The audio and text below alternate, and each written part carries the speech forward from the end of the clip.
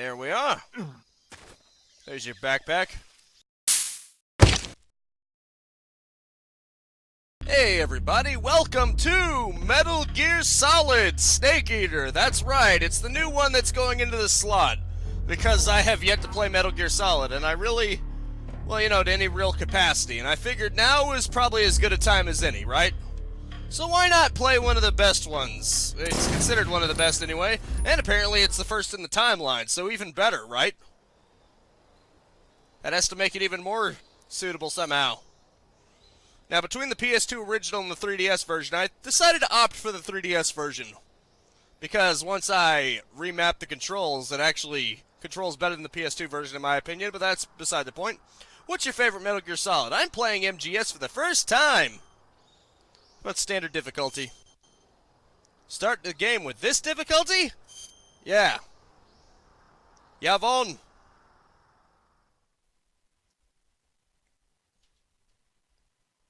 After the end of World War II, the world was split into two, East and West. This marked the beginning of the era called the Cold War. Dun dun dun.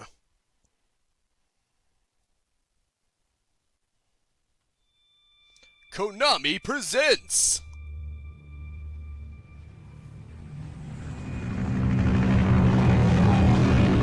a Hideo Kojima game. Back when they were actually crediting Hideo Kojima, but that's beside the point. David Hayter as Solid Snake. Suzetta Mignette, Lori Allen, Neil Ross, Josh Keaton, Jim Ward, Brian Cummings,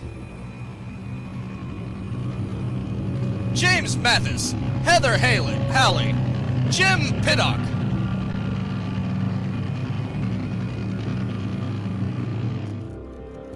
(5:30 a.m. August 24th, 1964. Pakistan, altitude 30,000 feet. Pakistani airspace. Approaching Soviet airspace.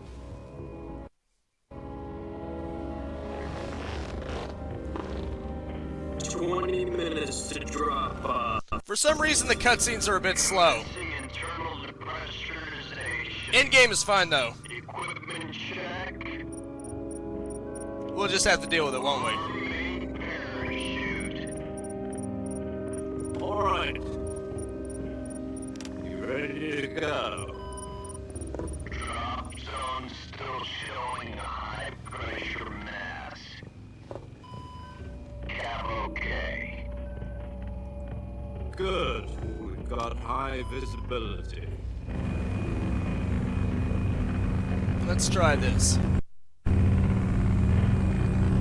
Maybe that'll help.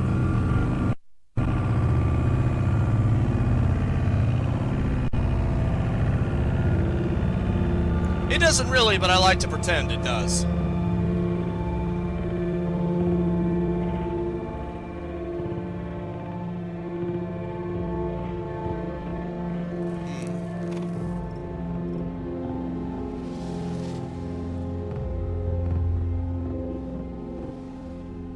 Put out that cigar. Connecting oxygen hose to interior connector. Put on your mask.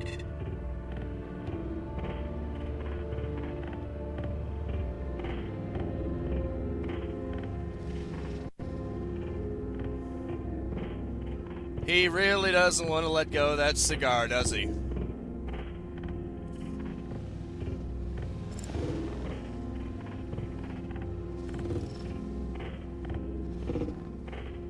Does this panty waste know what he's doing?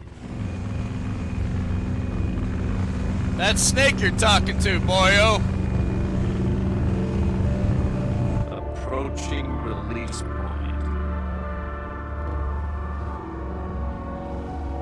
10 minutes to drop off. Hey! Are you deaf? He said put out the cigar and put on your mask.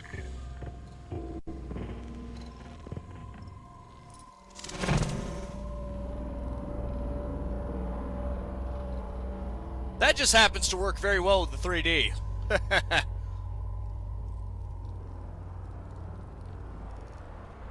I, of course, have 3D off.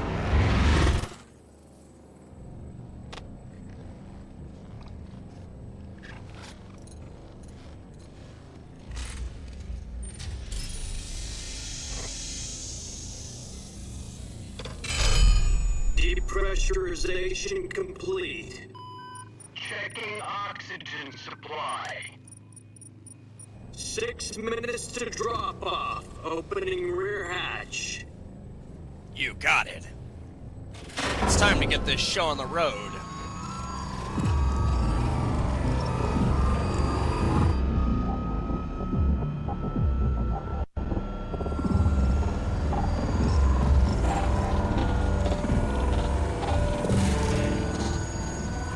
Sunrise.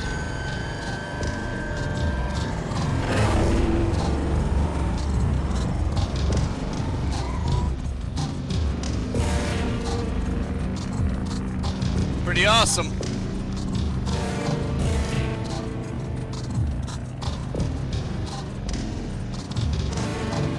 External temperature minus 46 degrees Celsius. Yeesh. 2 minutes to drop off. Stand up.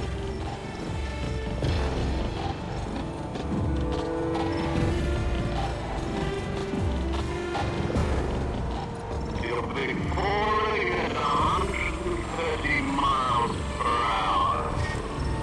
Try not to get frostbite from the windshield.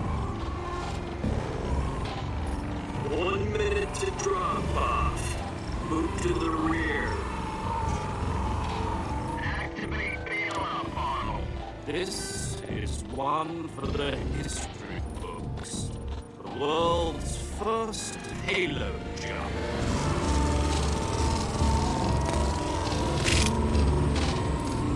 Heh. 10 seconds to drop off. Stand by.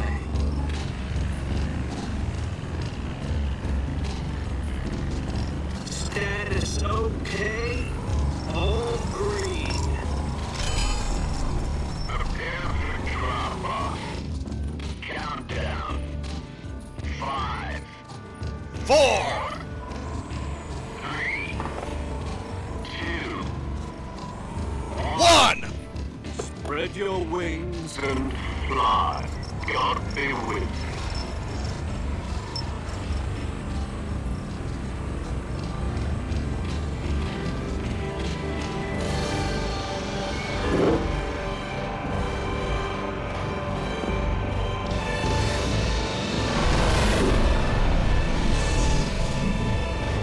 Go on and fly, Superman! Fly! What are you, Samus Aran?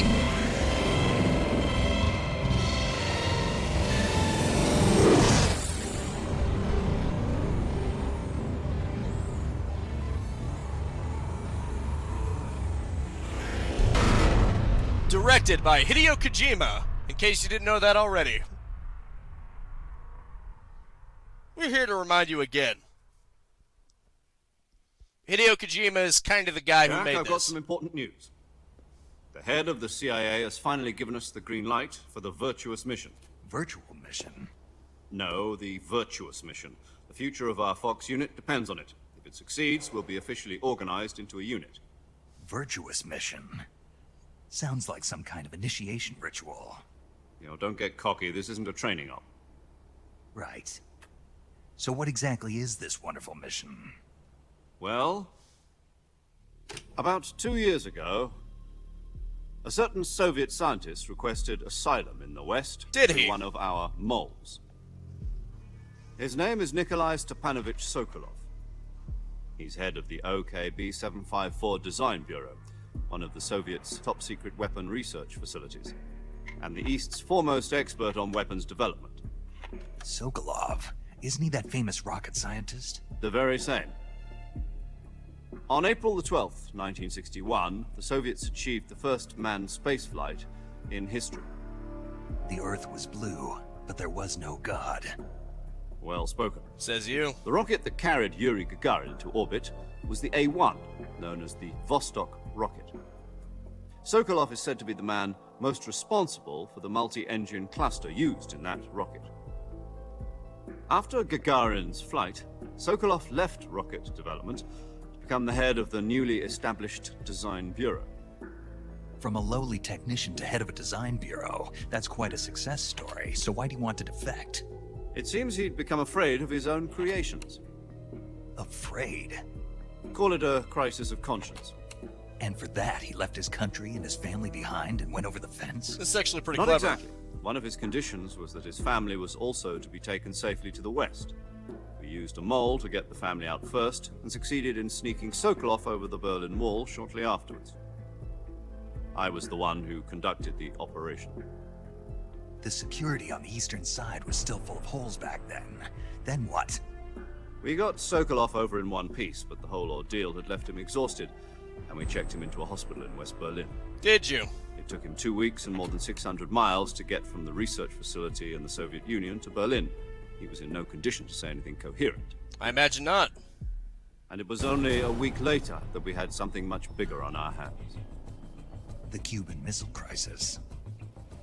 October the 16th, 1962, President Kennedy received word that the Soviets were in the process of deploying intermediate-range ballistic missiles in Cuba. Ah, this is real footage. The president demanded that the Soviets dismantle and remove the missiles. At the same time, he announced a naval blockade to prevent further missile shipments from reaching Cuba. But the Soviets didn't back down, instead placing their armed forces on secondary alert. Soviet transport ships carrying missiles continued on course towards Cuba. US and Soviet forces went on alert for an all-out nuclear war. History Frantic lesson. Negotiations were conducted through the UN's Emergency Security Council and unofficial channels to end the hair-trigger standoff. Finally, on October the 28th, the Soviet Union agreed to remove its missiles from Cuba, How nice of them. and so the world avoided a nuclear holocaust. But in order to get the Soviets to pull their missiles out, we had to make a deal. You mean the one where the US agreed to remove its IRBMs from Turkey? No. The Jupiter IRBMs deployed in Turkey were obsolete, and we were going to get rid of them anyway. They had no strategic value whatsoever to either the US or the Russians. The Turkey deal was a ruse, a cover story that was fed to the other intelligence agencies around the world. So what did the Russians really want? Sokolov. They wanted us to return Sokolov. You mean the Soviets pulled out of Cuba just to get their hands on Sokolov? That's right. What the hell was he working on? At the time, we had no idea. We were running out of time. It was either give up Sokolov or risk full-scale nuclear war. In the end, we had no choice. President Kennedy gave in to Khrushchev's demand. The next day, I got Sokolov out of the hospital, handing him over to agents on the eastern side. Sokolov kept on screaming, "Save me," until he disappeared from my sight. That's messed up. Then, a month ago, we received some new information from one of our moles. Did you? About Sokolov? Yes. He was taken back to the research facility and forced to continue working on the weapon in question under KGB supervision. What's more, it's on the verge of completion. So what kind of weapon is it? Something to do with space rockets? No, missiles. Same technology. I guess you're right. We don't know the details, but it appears to be a new kind of nuclear device. For half a year now, the Soviets have been conducting frequent nuclear tests at Semipalatinsk. Something to do with the weapon, I assume. We're talking about a secret weapon so big that Khrushchev was ready to pull out of Cuba to get it back. Is Sokolov still in the facility? No, according to our intelligence, he's in Selinoyarsk, a place in the mountains about 3 miles to the west that's known as the Virgin Cliffs. The Virgin Cliffs. Nice name for a virtuous mission. They moved him there just recently. Why? Apparently, they're conducting a field test of the weapon, but it's our best chance to get him back. This mission would never have been possible if he was still in the research facility. This is our last chance. Sokolov must have known that too when he contacted us. Did he now? Also, I actually thought the grain was used to disguise the fact that it was CGI. That it wasn't actually real people being recorded, but with the close-ups of them, and especially Kennedy, I think it's pretty obvious it is a lot of it is actual footage. Although there probably is some CGI in there, I wouldn't be able to tell anyway. That's clever though, having old grainy footage of the time. That way it masks up any imperfections. Brilliant.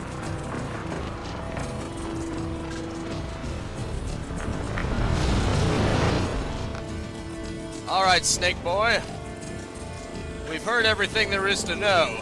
Now let's get on to business, shall we?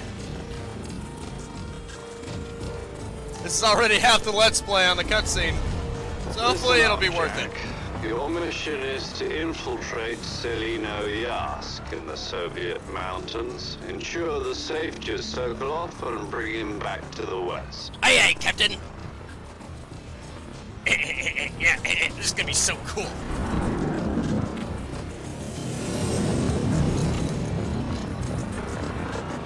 If we don't get Sokolov back before that weapon is complete, we'll be facing a major crisis. Got it, Captain. The clock is ticking.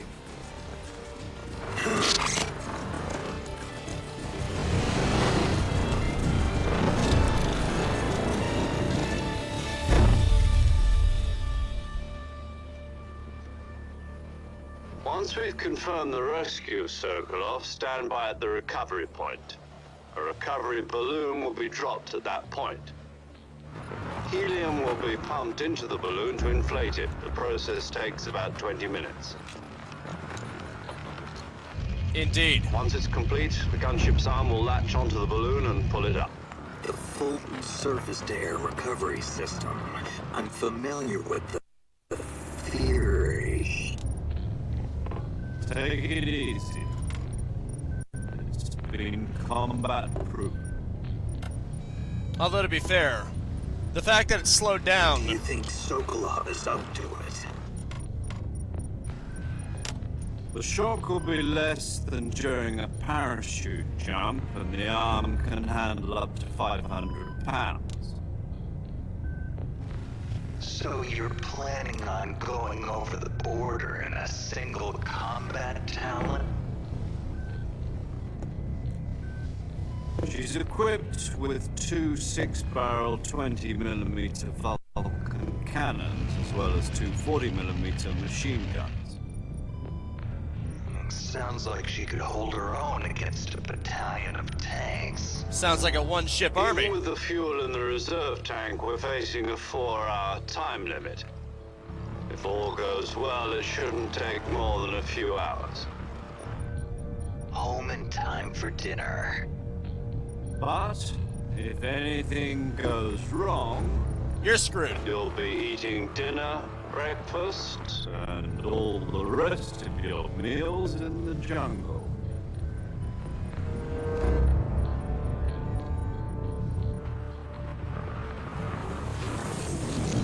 I can't blame the game for the cutscenes because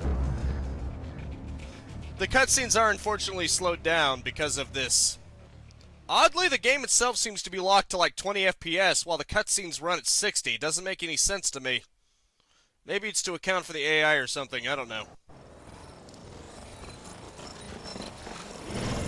Were they unable to target a straight 30? That doesn't make any sense to me either. But you know what? It is what it is.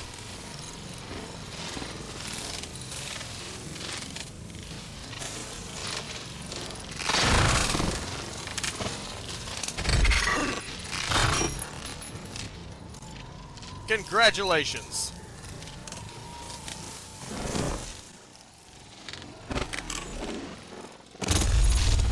That was a close one.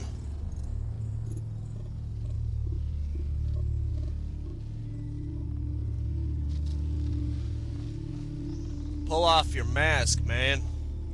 Let us see that glorious face.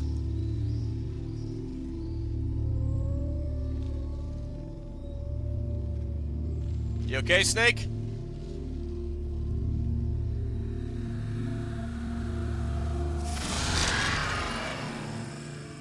Huzzah!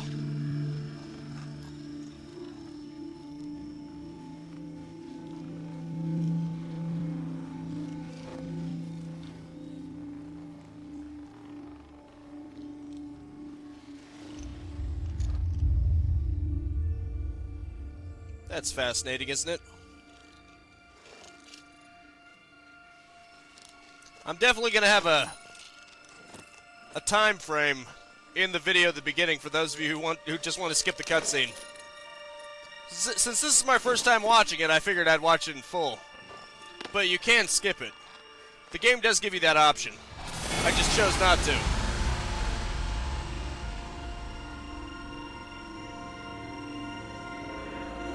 He already showed his face. There's no sense in hiding it now.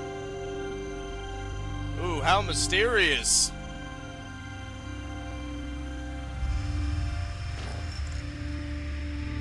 Yep, there's his beautiful mug.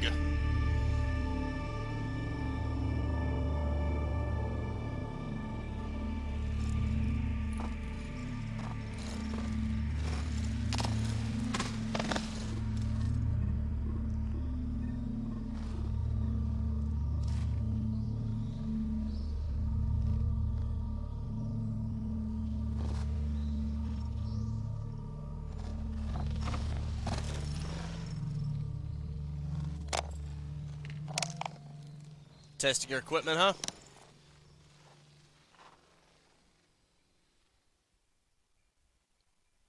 Alright, let's get started. Do you copy? You're already in enemy territory, and somebody might be listening in. From here on out, we'll be using code names to refer to each other. Your code name for this mission will be Naked Snake. I'll be referring to you as Snake from now on. You're not to mention your real name. Snake? Well, you don't like snakes? What do you mean? You've eaten one before, haven't you? In survival training? I'm glad to hear that. I don't know if I'd ever order one in a restaurant, but... Be careful, you might not have a choice. What about you, Major? What should I call you? Let's see. I'll be Tom. Call me Major Tom. This will be a sneaking mission. You must not be seen by the enemy. You must leave no trace of your presence. Is that clear? This kind of infiltration is the Fox unit's speciality. In other words, weapons and equipment are procured on site. That goes for food as well. You're completely naked, just as your name implies. Great. Now I see why you asked me if I like snakes. I suppose calling me Snake was your idea of a joke, too. No. There's a good reason for that. I'll tell you later when the time is right. Gotcha. Getting back to the subject, how exactly am I supposed to feed myself? You've been issued a knife and a tranquilizer gun. Use them to hunt for food. You'll also find some medical supplies in your backpack. Yeah, about the backpack. I lost it in a tree on the way down. I see. Well, you'd better go back and get it then. You know where it is? No problem. I can see it from here. It's stuck on a branch. To climb a tree, stand in front of a tree that's covered in ivy and press the action button. I'll be monitoring your progress over the radio. We can't risk violating Soviet airspace, but I'll be in the gunship. My frequency is 140.85. I'll give you a call if I need to talk to you. If you need Sounds to talk to good. me, use the send function. Okay, Snake, go get your backpack. Very good. Well, I get to play some of the game.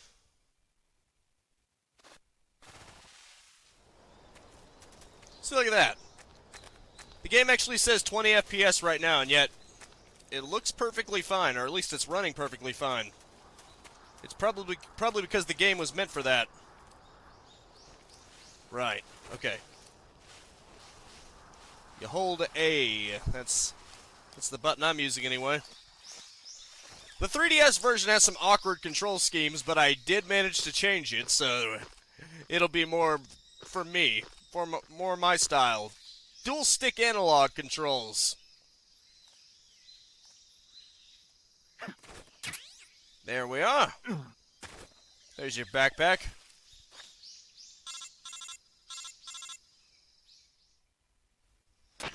I see you've retrieved your backpack, Snake. Yep. To equip a weapon, it's necessary to take it out of your backpack.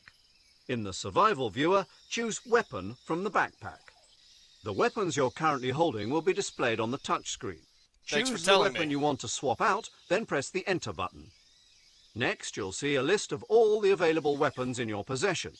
Select the weapon you want to use and press the Enter button to take it out of your pack. For other equipped items, just do the same thing from Item. Got it. Use the survival viewer backpack. Yep, that's right. Survival is fundamental to this mission. After you've been out in the field for a while, your stamina will start to drop. If your stamina gets too low, it'll affect your performance. You won't be able to shoot accurately, for example, and your wounds won't heal as smoothly. Keep an eye on your stamina so you don't run out. Got it. To recover lost stamina, you can hunt for local flora and fauna. You can use either your tranquilizer gun or your knife to hunt. My only weapon is a Mark 22 Hush Puppy tranquilizer gun? That's right. It's been fitted with its own suppressor. However, the suppressor will deteriorate every time you fire. Once its durability reaches 0, the noise suppression effect will be gone. So don't get too trigger-happy with it. The suppressor's durability is shown in the icon. Any weapons and equipment beyond what you're carrying now, you'll have to find as you go. Got it. I have to find my own weapons and equipment? Whose crazy idea was this, anyway? Solo covert actions are standard Fox operating procedure. You can't leave any traces of your presence. No weapons, equipment, footprints, sweat, or bodily waste. The same goes for bullets and cartridges, too. Your presence in enemy territory is already a violation of international conventions of warfare. There aren't supposed to be any American soldiers in Russia. It could spark an international incident. You can't let anyone see you. You can't let the enemy know you're there. This is a stealth mission. You're a ghost, Snake, in every sense of the word. Got it. And there'll be no rescue if you're captured. The military and US government will deny any involvement in the affair. Then I'll just have to take care of myself, huh? I'm afraid so. You've been given a fake death pill for that purpose. SIS guidelines stipulate that soldiers on covert ops like this one be issued a potassium cyanide capsule. Tape it to your body so you can take it when you need to. How generous of you. Use it if you're taken prisoner by the enemy. It'll send you into a state of false death for a short time. Fooling them into thinking that I'm really dead. So, how do I come back to life? Just take the revival pill. You mean that thing they put in my tooth before the mission? That's the one. But be careful. If you remain in a state of false death for too long, nothing will be able to bring you back. Remember that. I'll keep it in mind. You said this was a solo mission, right? Right. I guess that means I can't count on any reinforcements. Correct. The mission rests entirely in your hands. No pressure. You're a one-man army. Relax. There's a support team ready to back you up over the radio. Who? I'll introduce them to you. This time, survival is of utmost importance. Got The it. first member of the support team will be in charge of monitoring your physical condition, acting as a medic, so to speak, as well as recording your mission data. She's a member of Fox as well, and she's here on the gunship with me. She. Hello, Snake. I'm paramedic. Nice to meet you. Paramedic. As in a medic who comes in by parachute. Aren't you going to tell me your real name? Are you going to tell me yours, Mr. Snake? My name, huh? It's John Doe. And they call you Jack for short. You're a regular Captain Nemo. A name means nothing on the battlefield. After a week, no one has a name. What's your name?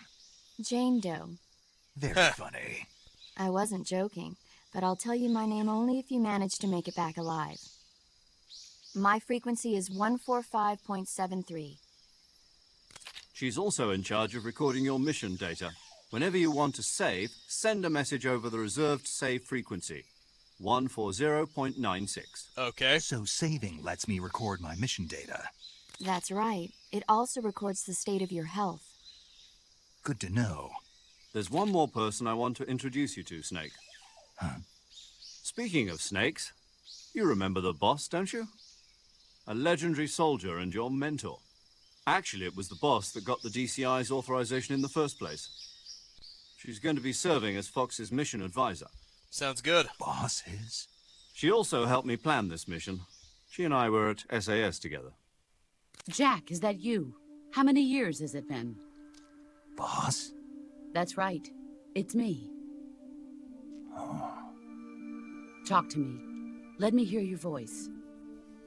It's been 5 years, 72 days, and 18 hours.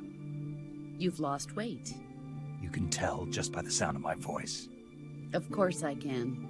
I know all about you. Really? Well, I don't know anything about you. What's that supposed to mean? Why'd you disappear on me all of a sudden? I was on a top-secret mission. You didn't need me anymore. But there were still so many things I wanted you to teach me. No, I taught you everything you needed to know about fighting techniques. I taught you all I could. The rest you needed to learn on your own. Techniques, sure. But what about how to think like a soldier? How to think like a soldier? I can't teach you that. A soldier needs to be strong in spirit, body, and technique. And the only thing you can learn from someone else is technique. In fact, technique doesn't even matter. What's most important is spirit. Spirit and body are like two sides of a single coin. They're the same thing. I can't teach you how to think. You'll just have to figure it out for yourself. Listen to me, Jack. Just because soldiers are on the same side right now doesn't mean they always will be. Having personal feelings about your comrades is one of the worst sins you can commit. Politics determine who you face on the battlefield. And politics are a living thing. They change along with the times. Yesterday's good might be tomorrow's evil. Is that why you abandoned me? No, it had nothing to do with you. I already told you, Jack. I was on a top-secret mission. A soldier has to follow whatever orders he's given. It's not his place to question why. But you're looking for a reason to fight. You're a natural-born fighter, but you're not quite a soldier. A soldier is a political tool, nothing more. That's doubly true if he's a career soldier. Right and wrong have no place in his mission. He has no enemies and no friends. Only the mission. You follow the orders you're given. That's what being a soldier is. I Sounds do fun. whatever I have to get the job done. I don't think about politics. That's not the same thing. Sooner or later, your conscience is going to bother you. In the end, you have to choose whether you're going to live as a soldier or just another man with a gun. There's a saying in the Orient, loyalty to the end. Do you know what it means? Being patriotic. It means devoting yourself to your country. I follow the president and the top brass. I'm ready to die for them if necessary. The president and the top brass won't be there forever. Once their terms are up, others will take their place. I follow the will of the leader, no matter who's in charge. People aren't the ones who dictate the missions. Then who does? The times. People's values change over time, and so do the leaders of a country. So there's no such thing as an enemy in absolute terms. The enemies we fight are only enemies in relative terms, constantly changing with the times. As long as we have loyalty to the end, there's no point in believing in anything, even in those we love. And that's the way a soldier's supposed to think? The only thing we can believe in with absolute certainty is the mission, Jack. All right, but do me a favor. What is it? Call me Snake. Snake. Oh, right. Your codename is Snake. It suits you well. That's right. The legendary unit that the boss put together during World War II was a snake. The Cobra unit, a group of heroes that brought the war to an end and saved the world.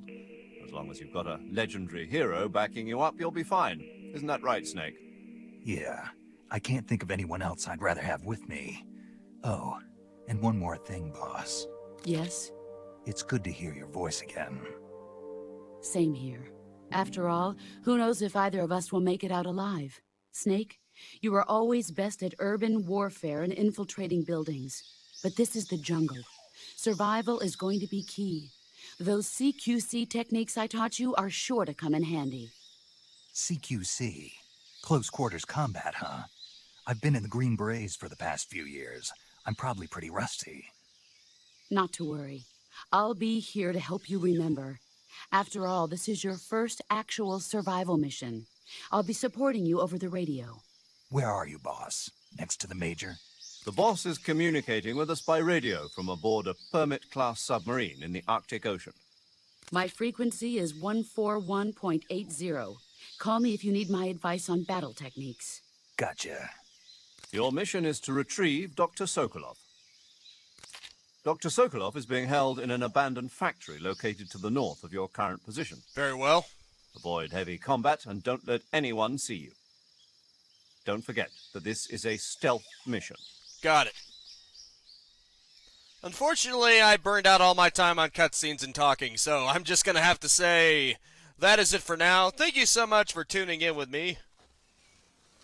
Snake, try to remember some of the basics of CQC.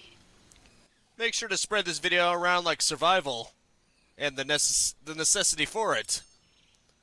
And I will see you next time. Now go out there and capitalize on life.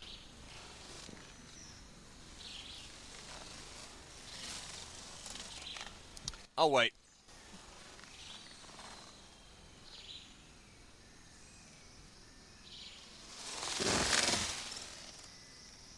Commencing virtuous mission.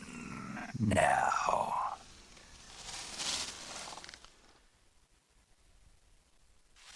Peace out, have a good one, and have a nice and pleasant day. Unfortunately, there wasn't much gameplay in this one, but I'm sure it'll pick up. See ya. If you enjoyed the content and want to stay up to date, I upload 10 a.m. and 2 p.m. Eastern Standard Time every single day. You can also subscribe and hit the bell icon, or just check out the end screens right here.